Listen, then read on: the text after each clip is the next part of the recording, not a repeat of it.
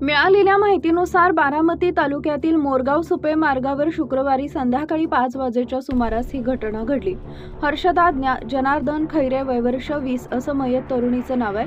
हर्षदा खैरे हिनं सोमेश्वर नगर येथील महाविद्यालयात डिप्लोमा शिक्षण पूर्ण केलं। त्यानंतर पुढील डिग्री प्रवेशासाठी हर्षदा आणि तिची मैत्रीण महाविद्यालयात आली होती। मेकॅनिकल डिप्लोमाचे अंतिम वर्ष पूर्ण झाल्यानंतर पुढील शिक्षणाच्या प्रवेशासंदर्भात काम आटपून दोघंही आपल्या गावी परतत होत्या। हर्षदा दुचाकीवरून घरी जात होती त्यावेळी पाठीमागून आलेल्या एका भरधाव वेगानं आलेल्या ट्रकनं धडक दिली। ट्रकची धडक बसल्यामुळे दोघांनी रस्त्यावर फेकल्या गेल्या। यामध्ये गंभीर दुखापत झाल्यामुळे हर्षदाचा जागेवरच मृत्यू झाला। स्थानिकांनी धाव घेतली।